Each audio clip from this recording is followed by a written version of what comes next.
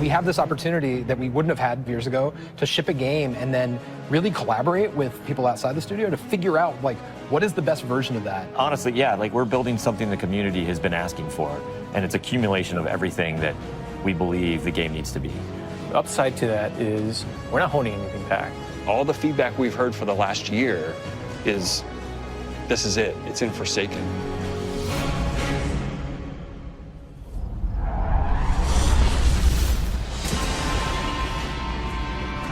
We want this release to have a different tone and a different vibe. We sort of just embrace that Western revenge vibe. You're going to a darker place. You're going to take on a different role as a Guardian. A barren landscape with like the asteroid vibe with like tumbleweeds. And I mean, that just sounded cool. Grit, man. I want to bring the dirt back. But what better way to start a story than to start it with a prison break? Right. Cade's been filling this prison with bad guys that are really bad. And so when it breaks, things can happen to all the world. First place you're going to go to is the Tangled Shore, which is a new part of the reef that you've never seen before. That's right, my friend. It's a collection of lashed together asteroids Yes. and rocks out And in the asteroid It's belt. very otherworldly, and it's full of Pirates and assassins and bad guys. thieves. It's become a lawless place. It truly is a frontier. It's completely taken over. The most malevolent force there is the Scorn. They're very aggressive. They're always going to charge and push you. The Barons are the top dogs in the Scorn, and each one has gone back and like committed nefarious crimes. I think of it as the reverse Magnificent Seven, like the worst of the worst criminals. You are hunting down these different Barons. In fact, they're called Baron hunts. So one Baron is a sniper, and you have a sniper versus sniper battle with them. Another Baron is this big, giant, hulking melee character.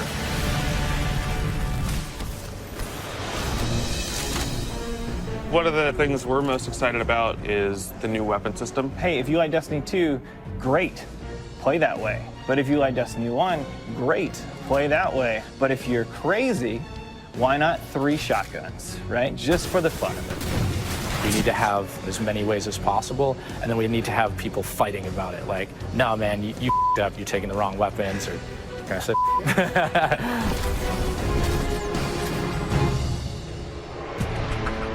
So randomables are coming back. Every single weapon is going to feel different when it drops. And we're improving the mod system, so you can customize your weapon the way you want it. We've got a whole new masterwork style system coming together where you actually are able to kind of move your levels up over time. And so there's investment back on the weapons again.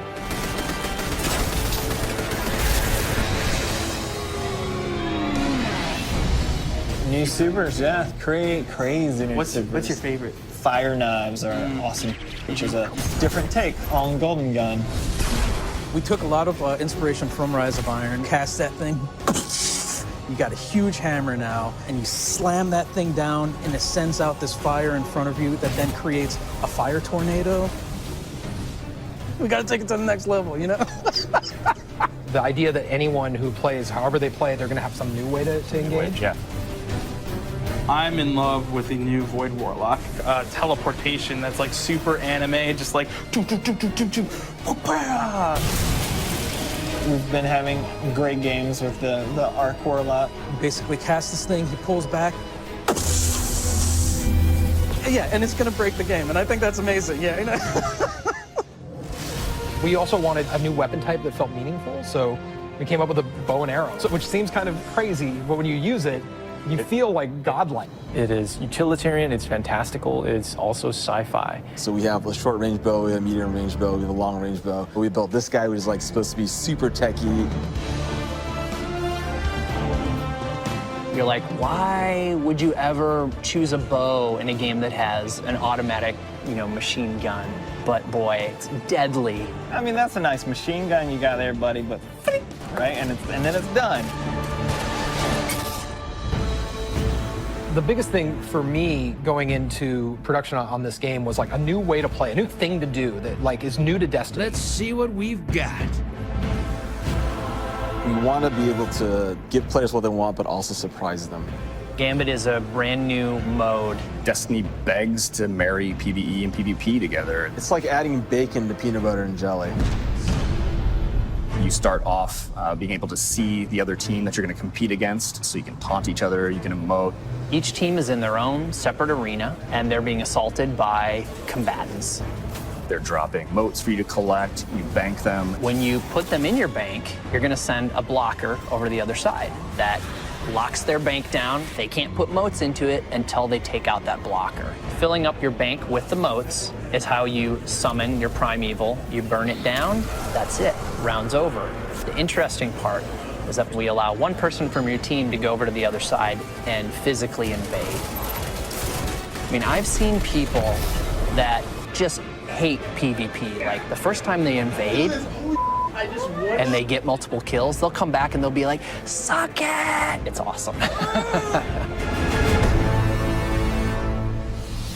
We leave the raid team alone. I mean, if you can't tell, like, we just kind of let them do their own thing. But We have Joe over there. For this next raid, we wanted to get back to the epic adventure where you're going out to slay a big monster again. This raid has more bosses than any raid we've ever had before, and we're really excited to get players in there. The raid is actually about more than just the raid. It's about the Dreaming City, the place that the raid exists. And it's an in-game destination that we've never done before.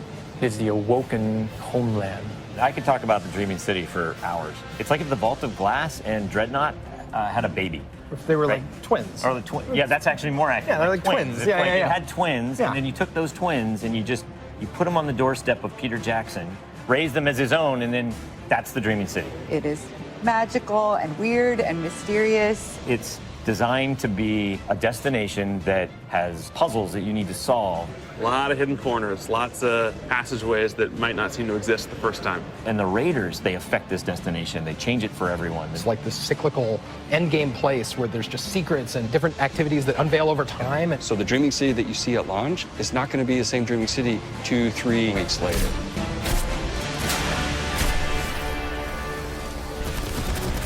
So with every design decision we made for the Forsaken, like the first thing we ask is how will the community react to this? Players want their investment in Destiny to matter, and they want to be able to see that reflected in the content. We knew we wanted to do something for the collectors in our game, so we built a feature called the Collections. It's a way for you to track all the items that you can go out and acquire. There's so much gear in our game. Like, there are 2,000 items you can get. Go get them. You can look at sets and you can say, I haven't filled out this set. What do I have to do to go get it? If I want to find like how many guns in the world, I can actually go look now. We also had a triumphs thing, which is just acknowledging your achievement. It like ties into records, it ties into lore. It's a thing that can help you drive like, hey, I want to do that. And if I do those things, I can get a title. Like I can have a title floating over my name that says that I'm a god or whatever. Not me, like you. We wanted Forsaken to feel like a game that never ends. So we're going to reinforce the hobby and make the experience something that can be played night over night. We're changing the weapon slots. We're changing how the pursuits work. We're adding new features like the collections and the triumphs. We built Gambit. We've got a whole bunch of new weapons to chase, exotics that are really powerful. We have Lisa focusing on some sweet new exotic armor. Maybe we gone overboard, like dialed it too high. Ore to go out there and collect in the world, exotic armor pieces to go out there and hunt. We're working on armor perks, random rolls, new mod system, new subclass paths. We're making Forsaken for people who love Destiny. Making a game that we can all love. That is the goal. That's what we're going to constantly be pushing towards, always. Everything we're building is through that lens.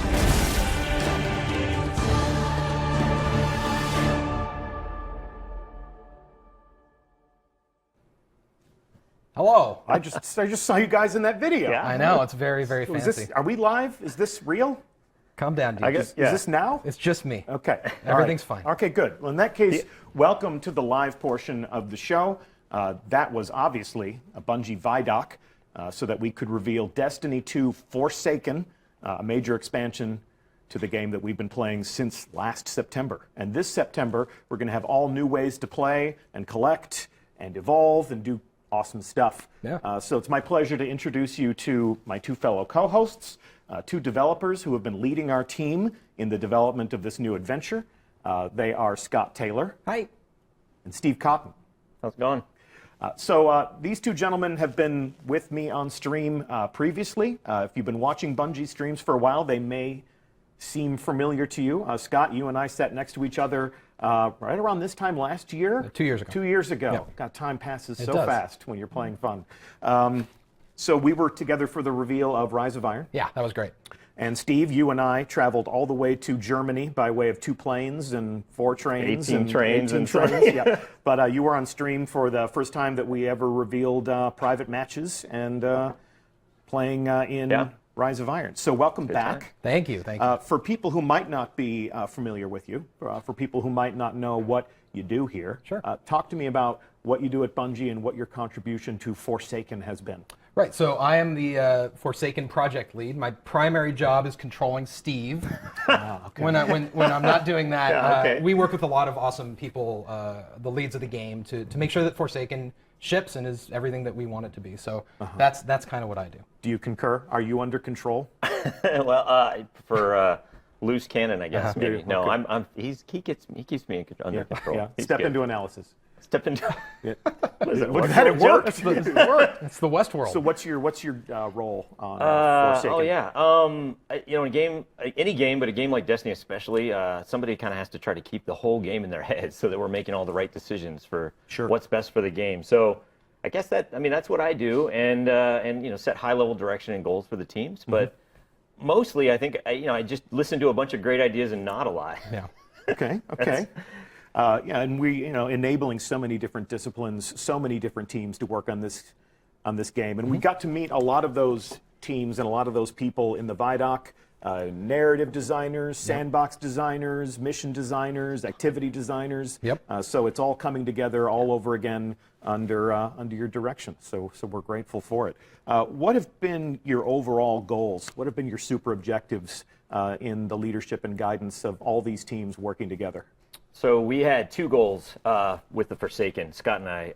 The first was to kick off the game with a brand new story, one that had a new tone and a new style, one that we're both really, really excited about. Yeah. You saw a little bit of it in the ViDoc, but just a little bit. We're not going to talk about that much today. I think we want to leave that for a little bit later. But the other goal was that we wanted to reinforce the Destiny hobby. And that was about bringing depth back to the game. It's about not depth in the way that we challenge players, and the way that they discover secrets and the systems, and the way that they learn about the game and feel smart and think about the game. So those were the 2 goals. Okay. When you talk about bringing depth to the game, I think we took a look just briefly at the Dreaming City during the ViDoc, and I think this is a great piece of evidence as to your commitment to the end game and exactly how you're bringing this depth to the end game. And I love the statement that this is the first time that we've ever built a destination to serve as the home to the end game, a place where all of those things can live. Yeah. So I don't want to spoil the surprise here, because that's what the Dreaming City is about. About being a surprise, but it is a destination built to have some of the most difficult challenges and the deepest secrets. But it's one that I think we want to leave for another day as well. Secrets aren't very valuable if you we're just being tell them. coy about a lot. It's funny. Yeah, we haven't. I mean, actually, we're just really excited about the Dreaming City, and it ties into the raid in a really special way. And so we're showing more of that than we have before. But it's because we really want to show that the raid and they all tie together in a really impactful way. But player discovery is really important, and so I think we're going to kind of leave it there. That's fine for this. Yeah. But you have a lot of look how end game. pretty. You have a lot look of how pretty. It is pretty. Look how pretty. It is pretty, and you have a lot of end game promises to make. These are promises that we will keep in the game, and also promises that we will elaborate on all summer long. This stream is the beginning of a conversation. I think we're kind of creating a table of contents of conversations that we will have later on. The story reveal is planned for E3. So next week, we'll learn a lot more about the story that they're telling. We will learn more about our endgame challenges as the summer unfolds.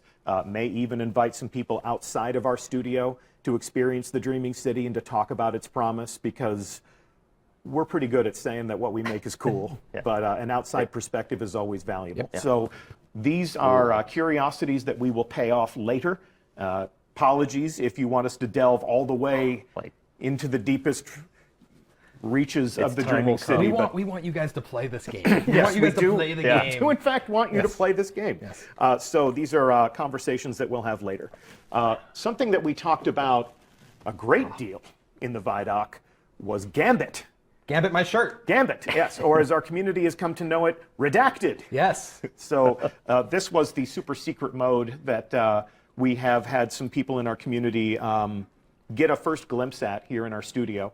If you were one of those people, one housekeeping note, we do want your reactions and your hot takes about Gambit to be kept under wraps until the first day of E3. But if you'd like to raise your hand and say, I have played Gambit, that's a good beat for this moment. They can replace Redacted with Gambit. With Yeah, that's about as much as the conversation has evolved. That seems good. But while we did talk a lot about how it plays and what the essential experience is, what have been your goals for this new activity that we've never seen Destiny played this way before? So it was really important to both Scott and I that Forsaken was able to deliver a new experience to people, right? And so what we gave the team, Lars, Robbie Stevens, the team free reign to invent something completely new, but specifically one that took advantage of all the best aspects of Destiny. So shooting monsters in the face, shooting guardians in the face. Bring those together and then add like big bosses and small bosses and treasure goblins. And like moat goblins. There's moats. Moat goblins. Moat goblins, like a golden axe. Yeah, and then one player's moat is another player's treasure. That's true, actually. Yes, that is true. If you bank those them. are a thing. Those are a thing. Yeah. So all of those things, and then the team did something really awesome, and they added a risk-reward strategy mechanic to the game that really changes the conversations and the way that the decisions that you make during the game. It's no longer just about how fast can I shoot a guy and bring him down. It's about, well, should I be killing guys? Should I be collecting motes? Should I be banking? Should I be invading the other team? And so the result is fantastic to play. The community got to play it. And then, actually, this is really cool. At E3 next week, people will get to play Gambit. That's what we're going to have there. So on the show floor, we're going to have Gambit. And Gambit will also be like, on the Director, it'll be its own node. This new activity will live alongside the Crucible, the Strikes, and now we have Gambit. Yeah, it's its own thing. So as Scott just said, we will be at E3 for the 6th year in a row. We will be at the Activision booth, working with our friends to put on a great show for everyone who gathers around that space. Stop by and play, stop by and spectate. This is our first opportunity for people to get hands-on with this new activity. Now, if it's a little late for you to be planning a trip to Los Angeles or trying to score an E3 badge and you want to join the hands-on pre-launch conversation, we're going to take that same Gambit build, that same pre-launch build that we're bringing to E3, and we're going to ship it straight to Tampa, Florida after E3 is over so that it can be playable also at GuardianCon. So we're going to be sending an away team to that gathering of community and content creators. Gambit will be playable there. And if you want to be included, get yourself a ticket to GuardianCon because we'll be there too, and we'll see you there. Anything else that we want to say about Gambit before we move on? Just excited for people to play it. Yeah. Yes. So you've talked a lot about reinforcing the hobby, and once the Destiny campaign is finished, a lot of players are always asking us, what's now? What's next? How are you going to keep me engaged over the course of a year? Give me a roadmap for all of the other moments when I know that my hobby as a Guardian is going to be infused with new things to do. One of our new answers to that question is something that we're calling the annual pass. This is a new way for us to sustain the game with new releases of content. And if we can keep the main graphic on the screen for just one moment longer, I want to call out the fact that the annual pass has 3 different releases.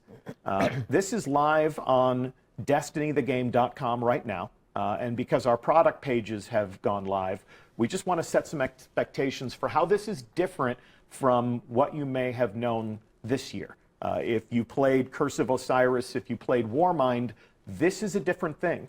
So if you're the type of person that throws your money down on something as soon as it becomes available, we'd like to set your expectations that this is different than those expansions.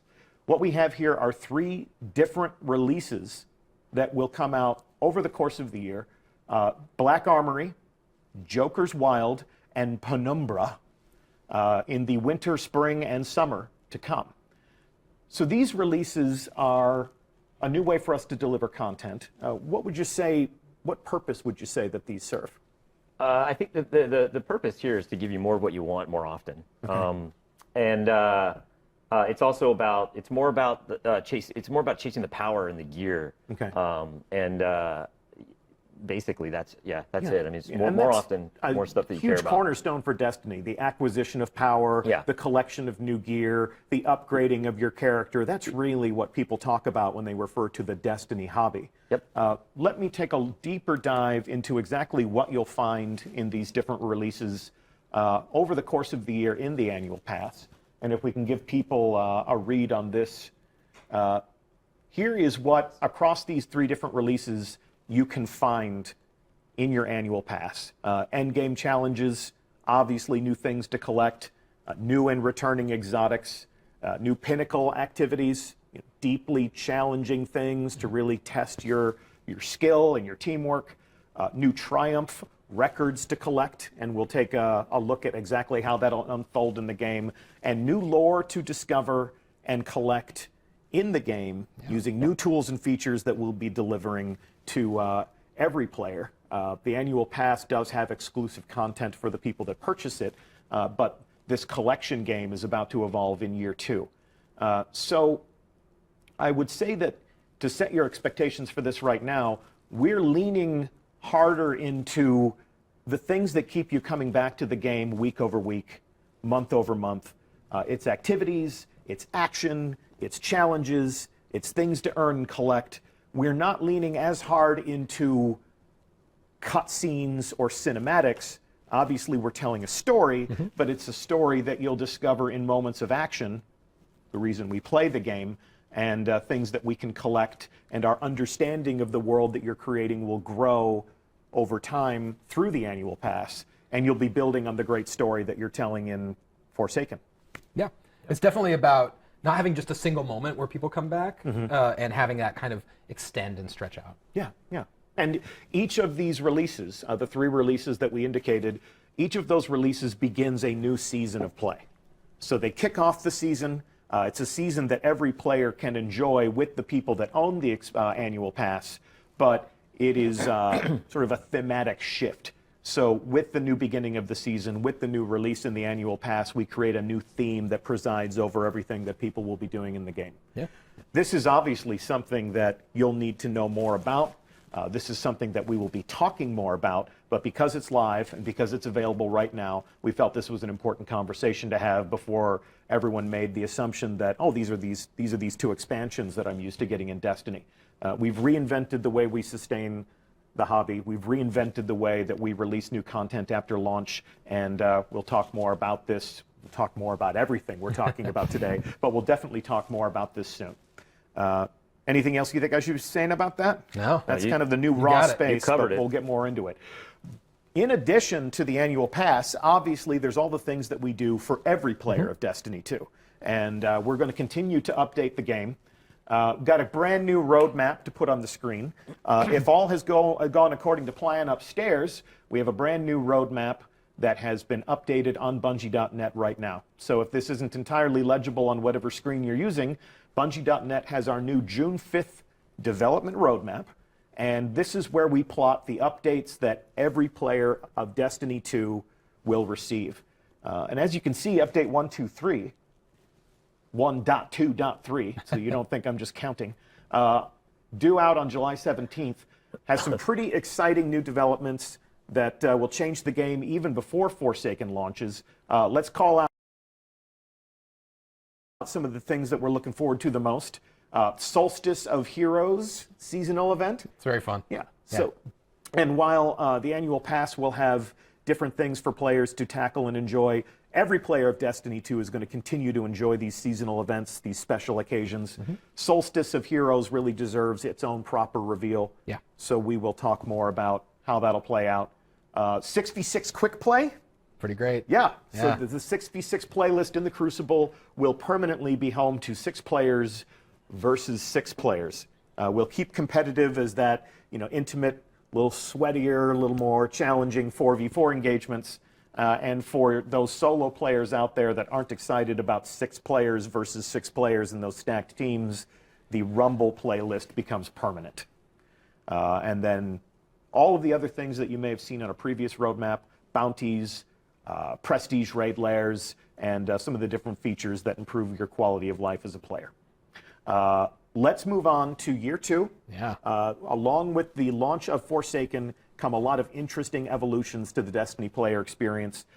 Scott, I think you can agree with me when I say that the most important development, the most important update on this list, bulk shader deletion. I don't think it's a question. I think it's just. I think that is just a fact. That We much just is move it up the bulk list shader, and then shaders also are Put it where it evolving belongs, in our at the top. other some other features. All as well. kidding aside, shaders have been a very large conversation in our community, but there's a lot of other things here that a lot of players of Destiny can get very excited about. Power matters in Iron Banner and Trials, so if you want to win in the Crucible in those special events, you better commit to the progression of your Guardian. What else are you excited about? What else you want to call out? Oh man, well, there's vault space, which is also another thing that we add all this content, and I don't want to spoil ahead, but that we're adding some random roles. And Sure. We can jump into that. But those things all tie together, right? Yeah. And so because we're doing that, the vault space is pretty important. We'll take a look at gear collection and in-game triumph in just a minute, but it's important to call out that while collecting gear and keeping it in a menu that's sort of like your accomplishments, weapon randomization, or more affectionately known as random rolls, that is something that is coming back. Let's just say it again. Yeah, they're testing it upstairs right now. It's coming back. We're bringing it in. Yeah, it's gonna be good. What's your goal for that as a game director? Yeah, the goal for random rolls is just to get to make earning gear more exciting to players, to personalize their chase for weapons and armor, and to really get add that depth that we were talking about before to a system that they can now kind of learn and dig into and try to figure out. Yeah, I'm loving this recurring theme of depth. Yeah. Every drop has the potential to be exciting, to be something new. And then when you get those weapons, how do we arrange them on our character? The weapon slot changes are something that are in development. We've seen that in playtest.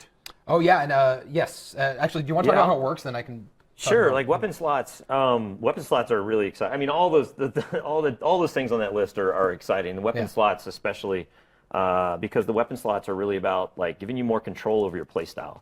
So for me, it's about getting my fusion rifle back. Sure. That's just that's my priority. But for everyone else, I think it's different, right? And so now you have more control over which weapons you can put in those first 2 slots.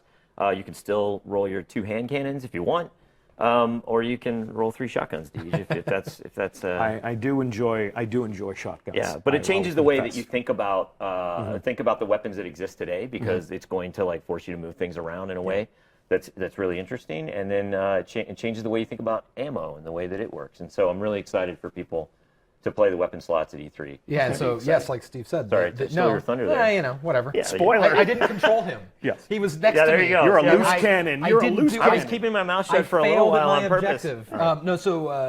So at E3 we said we're going to play Gambit. That means we're also going to be able to play test the new thing. So if you want a sniper in your primary, you want to play the bow, we're going to have those things as part of that Gambit experience. And an E3 test build, is usually it's in development. It's not the full game. It's not the finished product. Yeah. We usually deploy a limited inventory for use there, so it won't be the full realization of how the new weapon slot changes will work, but it'll give people a sense of how we're changing combat with access to different types of weapons for different opportunities. And like you said, you're going to let people play the way they want. Yeah, and those are all going to be Forsaken weapons too. So it'll be new cool stuff that people get to see in the different slots.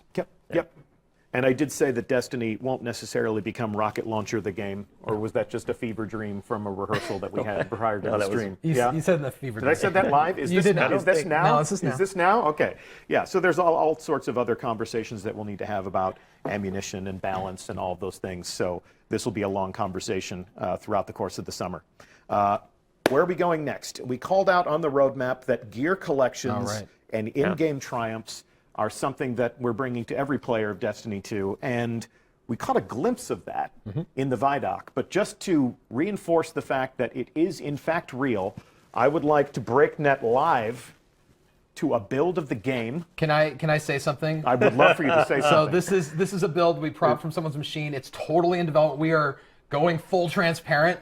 You're gonna see things, numbers, whatever. They are all like they're not fake, but they're not real. They're not done. We're back in the Westworld. Like what is it? So they're not done. And so when you see something that's a number on a screen or this is about, we're gonna show you guys the bones, and I am not uncomfortable about this. This is gonna be great. This is a look behind the curtain. This is a glimpse of something that is in fact in development. You can see our brave guardian named Bungie TV. This is a hunter that we have cobbled together for the purposes of this demonstration. This is obviously not my character because hunter, but what are you? I'm a warlock. I know. Have we met? Oh. I'm a warlock too. There you go. How you doing? Here you go. What are you, guys Steve? Can take Titan. You guys are can you? take your warlock. Okay, so that's the end of the stream. No, I'm kidding. So if we take a look at the global navigation here on our user interface, across the top, the first thing you'll notice are some new feature tabs.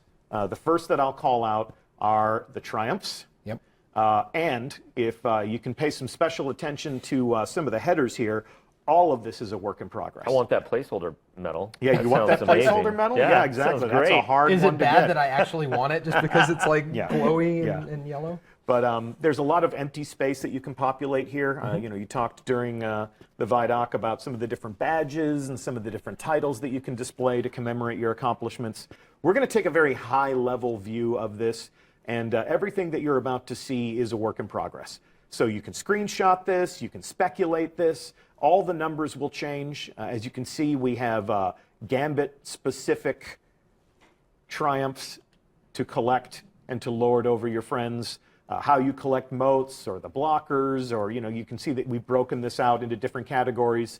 Again, there are not 0 of these things, but you can see that this is about creating many different levels of meaning and letting you gather these things together and categorize them in ways that make sense. So that's Gambit, and then across here you can see that, again, the numbers are meaningless right now. We are in development. Different triumphs for PvP. You'll be dispatched by the Vanguard, and then, of course, we are collecting in-game lore so that when we're telling stories that you discover and collect, even if there aren't cinematic cutscenes, which you have in the Forsaken campaign, of course, but throughout your hobby as a Guardian, there are going to be other things that you get to collect and add to this space. And really quickly, how that works is that you're going to find items in the game that tell a story, and then you can go and gather them and collect them and then read them in here. Wonderful. Yeah. Okay. You're going to find that story out of order too, right? Yeah, I mean, you're going to find. So you're going to find items out in the world, Yeah. and you're going to open them, and it might be page 7 of the story, and you're going to piece it together throughout your travels of all the destinations. Like a well-armed anthropologist. So let's take a look at collections. A lot of people have, when they talked about Destiny, they're like, how many guns, how many exotics, where can I find that stuff, how do you get that stuff? This is going to be a great guide as you assemble your perfect arsenal.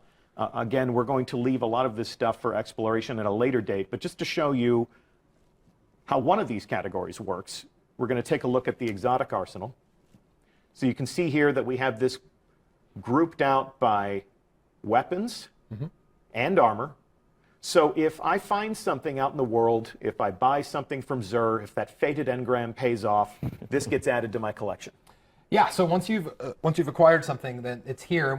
So this is obviously similar to the kiosk that's in the tower, but one key difference, as you noted earlier, is that this is with you at all times. Yeah. So certain weapons, like the exotics here, you can buy back for a price, and so you can, with the vault space and with this, you can kind of move with some more confidence that you've gotten the thing that you want. And when you say buy back, like if I were to acquire Sweet Business and dismantle it, not that I would ever do that. Why would you because do it's that? so sweet.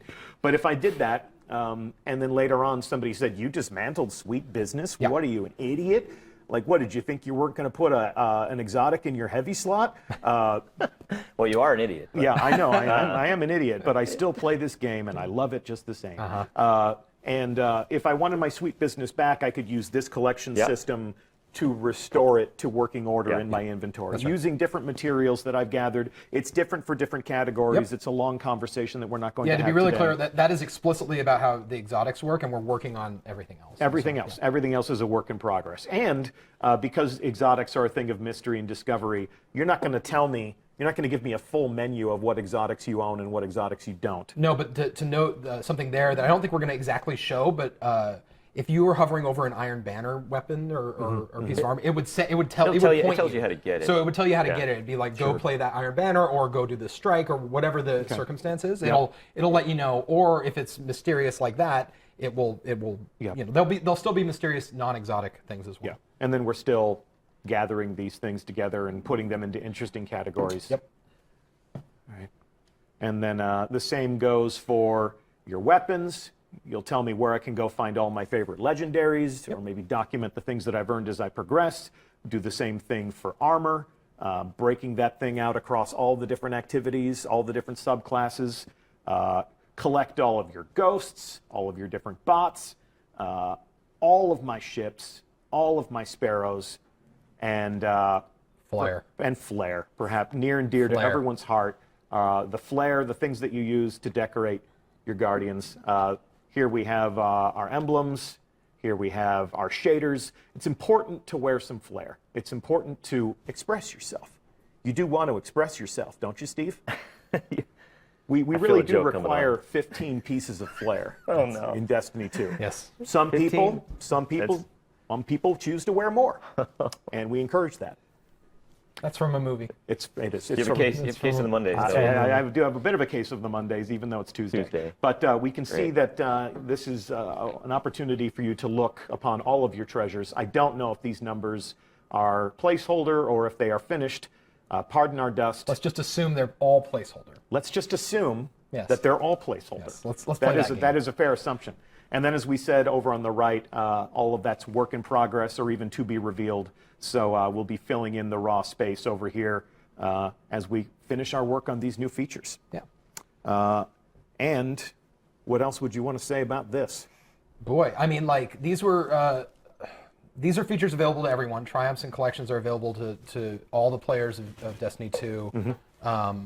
So we're excited. I think that all these things go together to tell a story about depth and about Destiny for me is at its best when I have a triumph I'm chasing that's tied to a bounty, that's tied to a material I'm gathering from a public event. And I feel smart because I chose to do these things, and I'm trying to get the lore to finish the book. And so Destiny's really unique in that way, where I love Destiny the most when it's that. And I think that that's been a big piece of what we've been trying to do. It was really powerful the moment this went in, and we imported our own characters from home, and you could see this just populate with the stuff you had and then the stuff that you still didn't have. And so I know a lot of people out there have almost as much, probably almost everything that they could possibly think that is out in the game, but this tells you, like, no, you still don't have this piece, or you still don't have this thing. So that Which can become sets a motivation. do you want to complete? It was And really powerful. Collections launches with Forsaken, so it's not going to be like moments of triumph where we say moments of triumph are live and our most hardcore fans go in and say, cool, I'm done, where's my shirt, right? Like, there's going to be all new things to gather in there. There are going to be all new things that you can go and do and collect, and the collections tab will be a great way for you to sort of plan your time, which is something that a lot of people in our community talk about. I want to plan my time. I want to play my game in the most profitable way possible. I mean, one thing we've talked about, back to the depth of the hobby and everything, is just the parallel pursuits that that players want to be on at the same time, whether it's the campaign or quests, or we're adding bounties. And so this collections is just another aspect, another axis of, hey, I can be spending my time going and getting this thing while I'm getting a patrol and I'm hunting down an outlaw and I'm doing all of these things. Or the quest to delete shaders. It's going to be great. Cool, guys. It was almost the title. Well, I think that's all we're going to talk about today. And I know that we have created more questions than we've answered by design. That was the plan. We will be at E3. We will be updating our blog every week. We will be at GuardianCon. We'll be inviting other people to play this game and to offer their expert external opinions. This begins that old familiar summer cycle. If you are a Destiny fan, we're going to travel the world. We're going to talk to people wherever we can find them, and we're going to introduce them to Destiny 2 Forsaken. So we're so excited. Yeah. Yeah, thank you. Thank you so much for tuning in. It's amazing. Yeah, thank you so much for watching. Thanks for coming with us on this journey. Thank you for playing. We'll see you at E3. Yeah. We'll see you at E3. Yeah. And you. And you and me and you and Lars and the rest of the people. Tej from HMS. Tej from High Moon Studios, who's been a great partner. Oh my God, the it's been amazing. And they were like, hey, you want to work with High Moon and go to San Diego every month? And I was like, I guess that's fine. Yeah, no, they've been amazing. They've been absolutely incredible. It's been really great. Well, we'll see them at E3 as well. Yeah. And if we see you at E3, definitely pull us aside and say hi. And if not, hopefully we'll see you at some point this summer. In closing, we're going to take another look at the ViDoc, but not in full. The team that made that ViDoc for us was given a challenge. We said, take everything that you're revealing, take everything that you're saying, take everything that our developers have said on camera, and compress it into 60 seconds. So let's see how they met that challenge with this. Hope you enjoyed the show. Check it out.